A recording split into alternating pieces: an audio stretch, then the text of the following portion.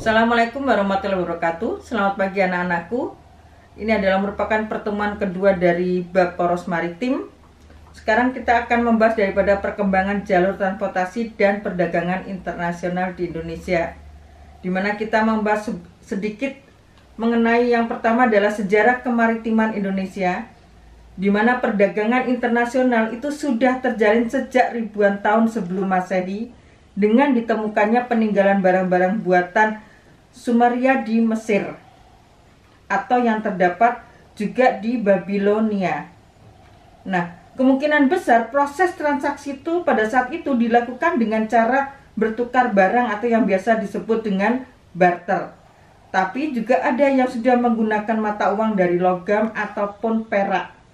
Nah, jalur-jalur daripada perdagangan yang berkembang di Nusantara sangat ditentukan oleh kepentingan ekonomi pada saat itu dan perkembangan rute perdagangan dalam setiap masa yang berbeda-beda.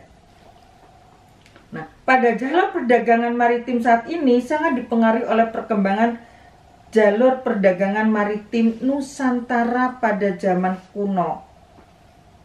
Nah, di mana pada kerajaan-kerajaan di Nusantara ini semakin tenggelam, diperlemah kekuatan maritimnya dan dipaksa untuk menjadi kekuatan imperium di pedalaman yang penuh dengan pemikiran mistik-mistik, terutama pada cara berpikir yang a priori terhadap laut seperti yang dikatakan oleh Raden Pata dan kemudian ditulis kembali oleh Pramudia Anantatur dalam bukunya Arus Balik Hancurnya Kerajaan-Kerajaan Nusantara karena singgasana rajanya dipalingkan dari laut.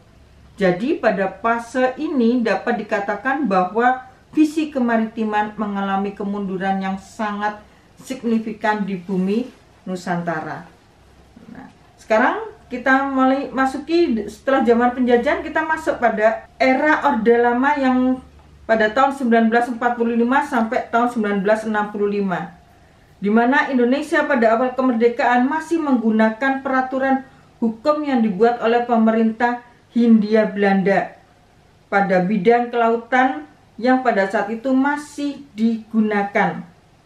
Era Orde Lama ini Presiden Soekarno belum memiliki kesempatan untuk mengubah paradigma land based oriented ke maritim based oriented karena terganggu masalah-masalah politik dan stabilitas keamanan dalam negeri. Nah, begitu masuk ke era Orde Baru pada tahun 1966 sampai dengan 1998, pada masa Orba ini pengembalian laut sebagai sumber kehidupan bangsa mengalami kemunduran karena program-program Orde Baru mengutamakan pembangunan darat. Walaupun demikian, pada tahun 1982 terdapat konsep besar yang mendukung kemaritiman Indonesia seperti diadakannya konvensi PBB yang diikuti oleh Menteri Luar Negeri Indonesia yaitu Bapak Muchtar Kusuma Atmaja. Nah, lalu pada berikutnya setelah era Orde Baru adalah era reformasi sampai sekarang, di mana era reformasi terjadi pada pemerintahan Bapak B.J. Habibie, di mana pada tanggal 26 September tahun 1998 dicetuskan Deklarasi Bunaken. Nah, pada Deklarasi Bunaken ini mengandung komitmen yang pertama adalah visi pembangunan dan persatuan nasional Indonesia harus berorientasi pada laut. Dan visi yang kedua adalah semua jajaran pemerintah dan masyarakat hendaknya ikut memberikan perhatian untuk pengembangan pemanfaatan kekuatan laut Indonesia. Nah, memasuki pada masa pemerintahan Bapak Abdurrahman Wahid, kesadaran potensi dan kekayaan yang ada di laut merupakan sumber ekonomi utama negara mulai ditumbuhkan. Oleh karena itu, Gus Dur membentuk kementerian baru yakni Departemen Eksplorasi Laut. Lalu pada masa pemerintahan Megawati dicanangkan tentang seruan Sunda Kelapa yang mengajak seluruh bangsa Indonesia bersama-sama membangun kekuatan maritim atau kelautan. Lalu memasuki pada masa pemerintahan Bapak Presiden Susilo Bambang Yudhoyono melalui Kepres nomor 21 tahun 2007 menyelenggarakan konferensi kelautan dunia atau World Ocean Conference yang disingkat WOC di Manado pada tanggal 11 sampai 15 Mei 2009 yang dihadiri oleh 87 negara, menghasilkan Deklarasi Kelautan Manado yang memuat hal-hal yang pertama adalah menyelamatkan planet bumi dan kelangsungan hidup generasi penerus di masa yang akan datang.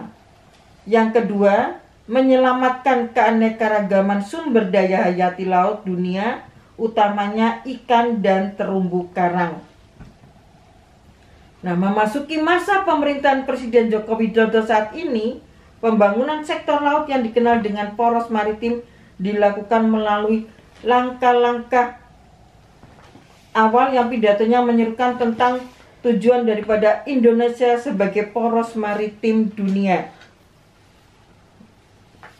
Melalui 5 pilar utama, yakni pilar pertama pembangunan budaya maritim, pilar kedua menjaga dan mengelola sumber daya laut, pilar ketiga mendorong pengembangan infrastruktur dan konektivitas maritim, pilar keempat diplomasi maritim, dan pilar yang kelima membangun pertahanan dan keamanan maritim.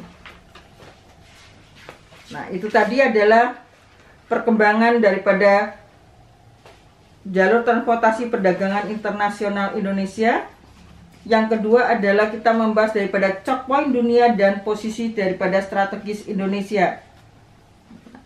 Yang dimaksud dengan choke point menurut daripada ilmu geografi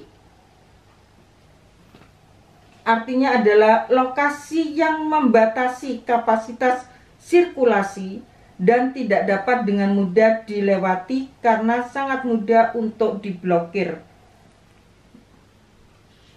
Hampir seluruh daripada pasokan minyak melewati jalur choke point tertentu di dunia.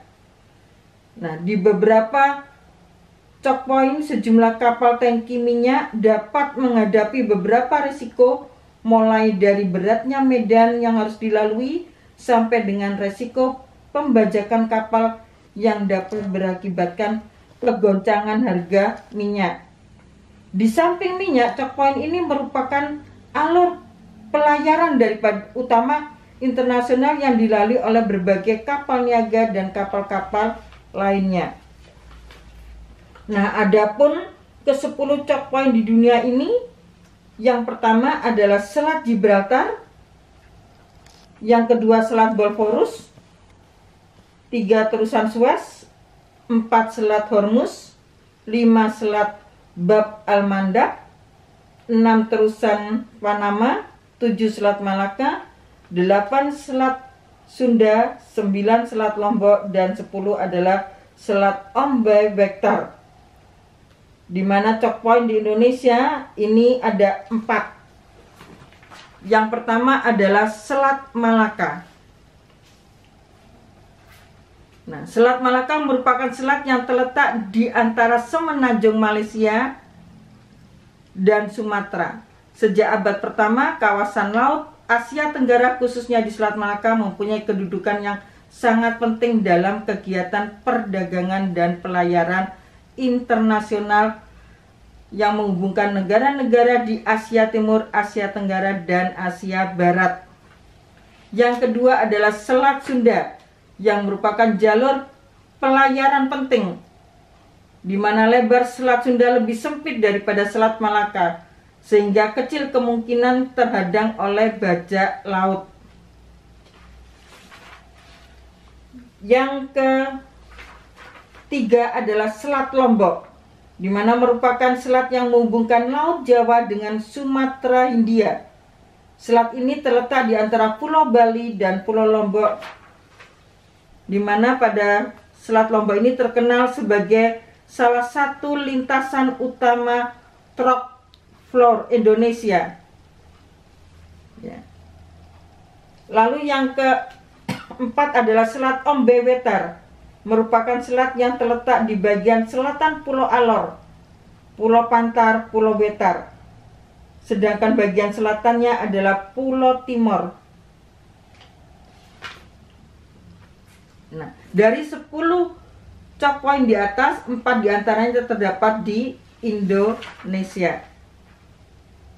Di bidang ekonomi, berbagai sektor yang dapat diusahakan dan dikembangkan melalui potensi sumber daya laut, antara lain perikanan tangkap, perikanan budidaya, industri pengolahan hasil perikanan, industri bioteknologi kelautan, pertambangan, energi, pariwisata bahari, kehutanan, perhubungan laut, sumber daya pulau-pulau kecil, industri jasa maritim, serta sumber daya alam non-konvensional. Dan materi yang terakhir dari bab poros maritim ini adalah 6 elemen pokok yang menjadi modal utama kekuatan laut. Yang pertama adalah letak geografis, yang kedua adalah bangun rupa bumi, yang ketiga adalah luas wilayah, yang keempat adalah karakter masyarakat, yang kelima adalah jumlah penduduk, dan yang keenam adalah karakter pemerintahan. Nah, sampai di sini anak-anakku sekalian, materi bab 1 poros maritim sudah selesai. Semoga yang sedikit ini bermanfaat bagi kalian semuanya.